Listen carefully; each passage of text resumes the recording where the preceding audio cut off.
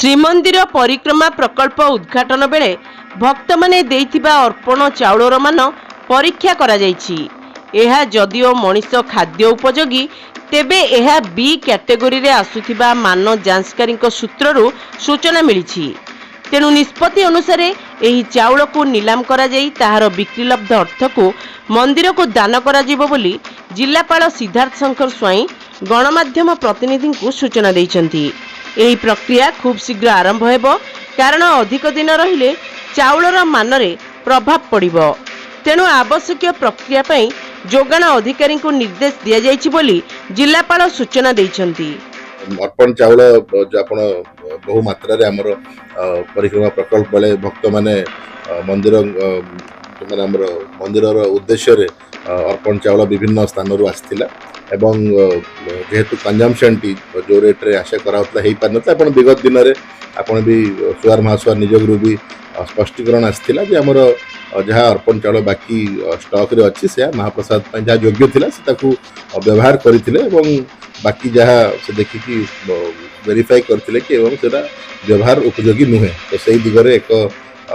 गोटे आमर आलोचना है कि मंदिर रे एक प्रपोजल सरकार को अनुमोदन पे पठा जाइथिले एवं सरकार ता ऊपर पुंखानुपुंख भाव में विचार करिकी ताको अनुमोदित करथिले। तो सही दिगरे आमर प्रस्ताव रो अप्रूवल पाइला परे आमे काली बैठक मध्य करिथिलु एवं आमर कंसर्न समस्त जो डिपार्टमेंट सहित आलोचना करिथिलु एवं एक कमिटी गठन करा जाइथिला जे कि से माने फर्स्ट सीएसओ इंस्पेक्शन तांगर करिथिले कि राइस रो को क्वालिटी वर्तमान अछि एवं जेहेतु सेटा ह्यूमन कंजम्पशन पे फिट थिले मध्य जेहेतु चाउल रो क्वालिटी आमे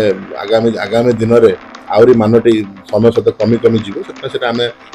चाहुना कि कौन सी अनुष्ठान को दिया जाए एवं सीएसओ को कहा जाए जो आम कैटेगराइजेशन आसी आमर रिपोर्ट रे ताकू शॉर्ट टेंडर आमर जहाँ प्रपोजल थिला से टेंडर माध्यम रे ताकू पब्लिक ऑक्शन पई पुटअप करिवे एवं तापर सब कमिटी आमर अतिरिक्त जिलापाल को अधिकतार ताकू स्थापन करा जायतिला सेमान भी आज बैठक करिकि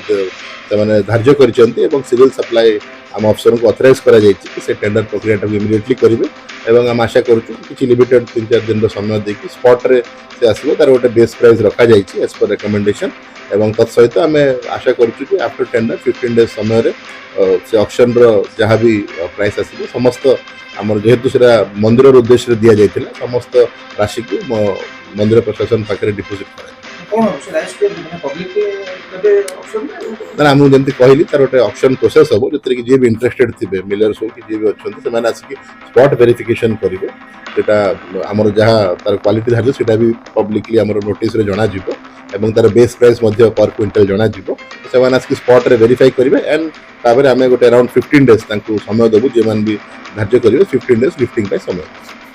पुरीरू सुबोध कुमार सुबोधी रिपोर्ट सिटी खबर।